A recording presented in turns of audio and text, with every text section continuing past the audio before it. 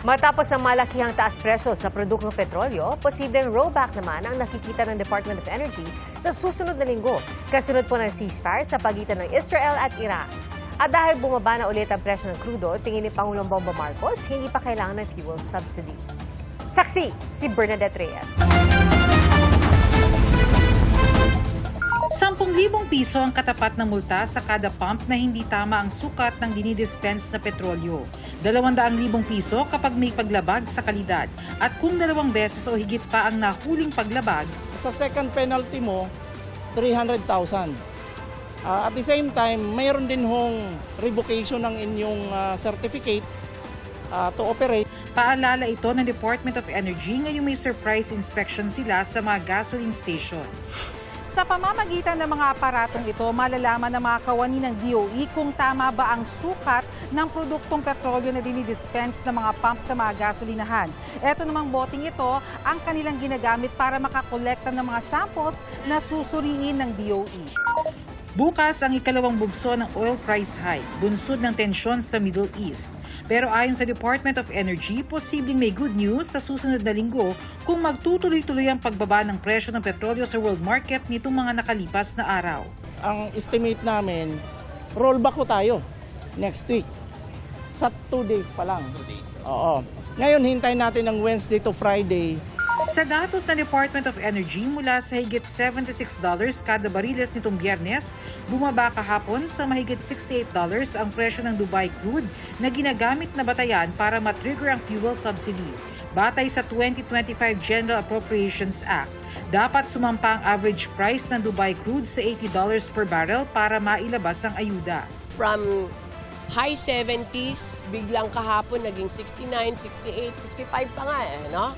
Ngayon parang stabilize siya. This is an effect of the ceasefire. Yung ceasefire, yung parang kumalma na yung speculation. Tinanong si Pangulong Bongbong Marcos kung ganitong bumaba ang presyo ng crudo sa world market, tuloy pa ba ang fuel subsidy na pakikinabangan dapat ng mga driver ng jeep, bus, taxi, UV Express, pati TNVS at iba pang ride-hailing service at maging mga tricycle? Kung di tumaas ang presyo ng langis, then there's no need for that. We do not need to talk about the subsidy yet. The price of oil has not gone up. It went up for 1 day, then it came back down. Gayunman, nakabantay pa rin ang Department of Energy sakaling tumaas ang presyo. Nauna nang sinabi ng ilang transport group na hindi sapat ang fuel subsidy para tulungan ang sektor ng transportasyon. Ang gusto ng grupong Piston, suspindihin ang VAT at excise tax sa langis. Pero sabi naman ng DOE, kailangan amyendahan ng batas para riyan. Mahigit 1 buwan bago magbukas ang sesyon sa 20th Congress, sabi ng Kamara, magiging prioridad nila ang pag-aaral ng buwis sa gasolina at diesel.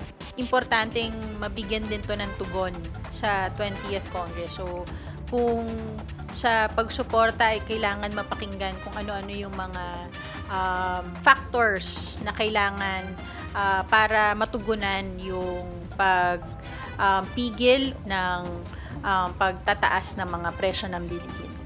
Sa Senado, isusulong daw ni Senate President Chis Escudero ang pag-amyenda sa batas para mabigyan ng standby authority ang Department of Finance na ibaba ang VAT kapag tumaas ang presyo ng petrolyo. Pero ngayon naka-adjourn ng Kongreso. Ang pwede sigurong gawin o mangyari para sa akin ay pag-aralan habang recess ang Kongreso. Kung may mga tariff o duties pa na binabayaran, pwedeng tanggalin muna yon para hindi gaanong tumaas ang presyo sa panahong ito.